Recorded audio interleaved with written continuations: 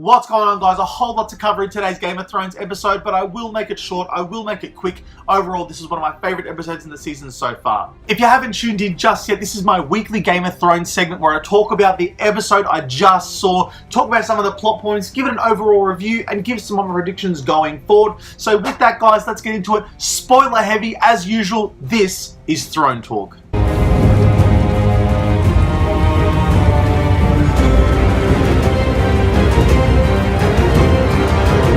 This is actually one of my favourite episodes of the entire season. The Battle of Winterfell was one thing because it was epic, but this episode is actually what I wished the first two episodes would have been. It's a good mix of tension, action, drama, and it ends with a really good twist that gets you emotionally invested for the next episode. Taking place immediately after the Battle of Winterfell, we're saying goodbye to some of the most important characters that had passed in the battle. Jorah, Elric, all the people that actually gave their lives. Jon gives a really good speech about how they were the shield for the realm. Obviously, they were a big part of how safe the realm now is, safe from the clutches of the Night King. So overall, I did like this. Beautiful scene, good send-off, moving on. Next taking place is the dinner scene. The dinner scene reminded me of the first two episodes. It's sort of people that haven't really caught up or getting back together, having these important conversations. It is a celebration. I do like how Gendry does finally get recognized as a lord. I think it's the Lord of Storm's End or something that Dany makes him.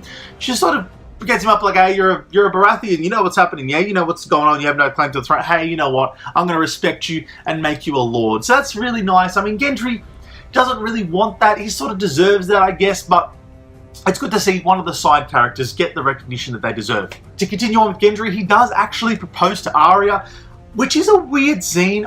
She does reject him, but I do like the speech that she has. She's like, no, I'm alone. This is my path. You know, this isn't my path, I should say. I know what my path is. Sorry. Peace. I'm out. But overall, going on with the dinner scene, there's a really good conversation, or a drinking game, I should say, that Tyrion, Jaime, and Brienne are playing.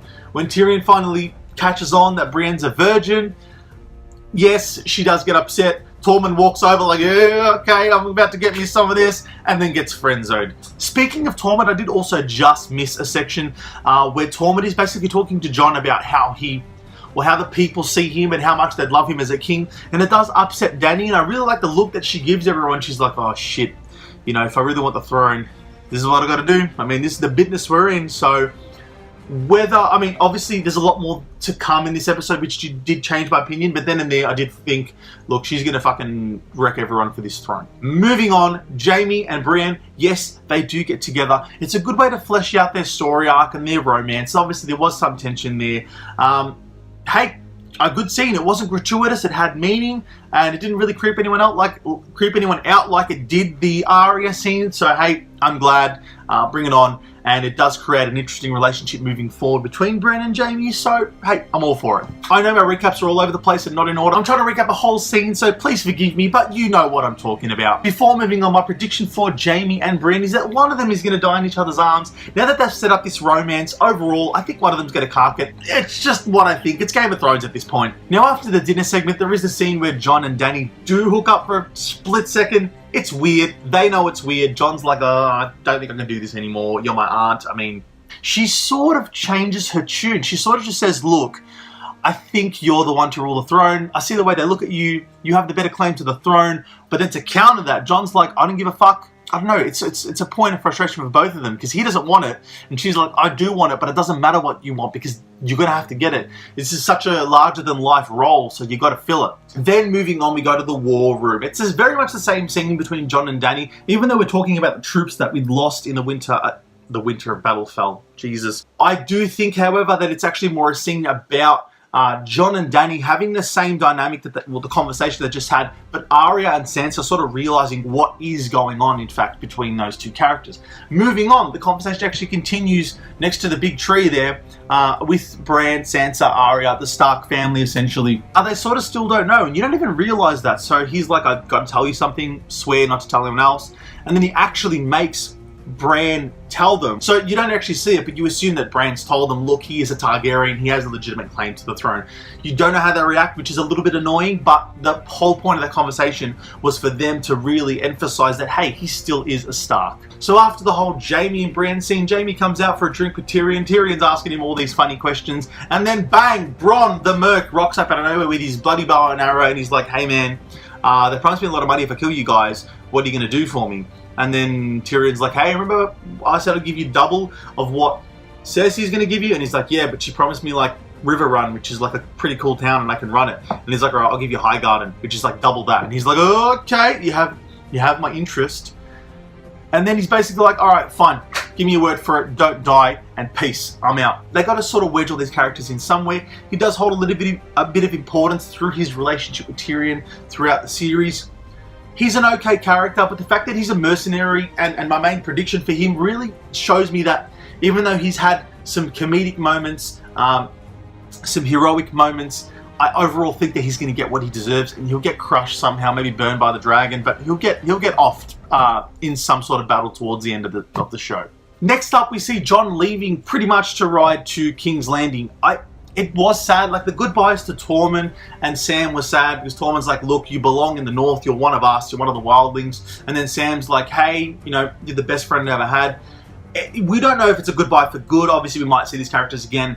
But overall, yes, it is a sad goodbye. I know that people really feel hard done by with the whole Ghost thing, the direwolf situation. This scene, I think, is the best because Ghost is looking at him and then Jon looks at Ghost, and you can tell that he's sad, but I think that it simply reminds him of all his Stark memories. And either he doesn't feel worthy enough anymore of being called a Stark, or that bothers him, or those memories are just too painful. And you can tell that Ghost actually understands that, and he's like, he looks down, he's like, okay, like, it's a hard truth, but bye, Jon. And no words said, but that's one of the best moments with the direwolf really in the show. So, hey, look, it's been hard done by, but I definitely like that scene. Even though it was a split second, it said a lot. Next up, this is actually a good interpretation of Throne Talk. Varys and Tyrion are actually having a good talk about the throne and basically reinstating all the predictions and comments that the audience have to say as well, which is really good. He's like, what if they rule together? What if one of them kills each other? What if everyone finds out that Jon has the bigger claim to the throne? They're going to want him to be the king. It doesn't matter what she wants, it's what they want as the people. And then bang, off we go. They're interrupted by the Iron Fleet. Bang, one of the dragons gets killed. I think it's Dracarys. Out of nowhere, huge battle scene. All the ships get wrecked. They get thrown onto a shore, and then Grey Worm realizes that Missandei, or Missandei, however you want to pronounce it, has been captured as well. Overall, bit of a shock. However, I don't like, just a little note, I don't know, I think it's important to Grey Worm and the audience because we have become accustomed to Missandei is an important character. But the fact that they keep repeating that she got kidnapped, I don't know, like it didn't seem as important, but I think I'm missing something in the previous seasons that may explain her importance. Either way, I'm moving on. And then we have that weird conversation between Cersei and Euron Greyjoy about, oh yeah, like, your kid is going to be, your kid's going to rule everything. I'm going to rule the land, you're going to rule the sea, and our kid's going to rule it all. And he's like, oh, I love you.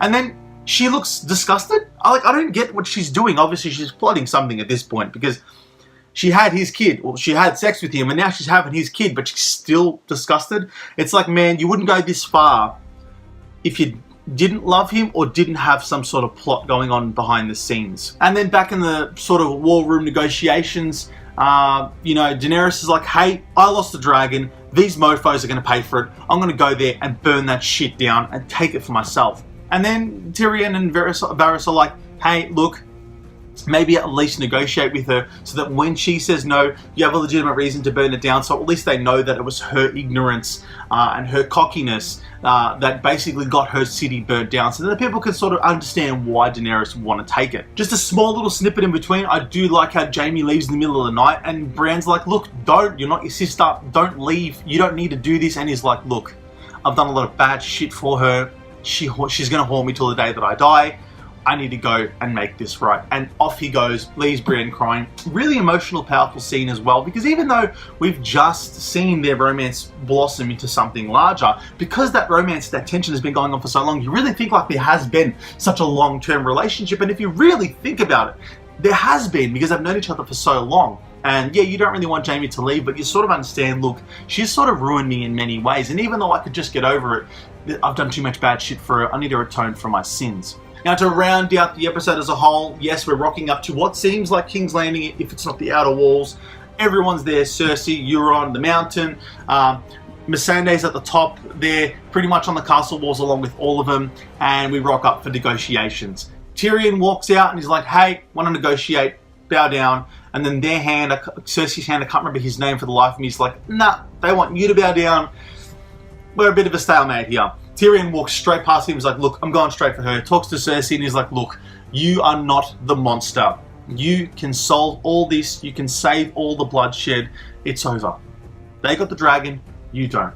And she's like, yeah, cool. All right. So, Mountain, chop this bitch's head off. And then her last word is Dracarys. I assume, I feel like that's the dragon's name. And then Dany's like, shit's about to go down. We're going to fuck this town up. Overall, I like this episode more than the first two initial episodes because, yes, we are getting this set up. And overall, we did just get more. We got a cool action scene. We got a few important deaths. But most of all, I feel like the ending of this one gets you emotionally involved going forward. I wanted to talk about my flaws because it really didn't have anything to do with this episode. But the lack of the Night King talk. It seems strange that they've ditched the Night King at this point in time. People say he's coming back. Oh man, they really didn't talk about it. It seems like if they do ditch the Night King and just go for this whole Cersei King's Landing story, that it's going to take up the last like 2 episodes anyway. So I have no idea. My main prediction going forward, or my main wish for the series going forward, is that I think there's 2 episodes left. If I'm wrong, I'll correct it down below. But if there's 2 episodes left, I think that the next episode is going to be whoever sitting on the throne, whether it's Dany, Jon, something, because the last episode is going to have to either answer those remaining questions or tie up any loose ends. So expect a big episode next. Hey, it might be another huge battle scene, although it's not going to be as big as the Battle of Winterfell.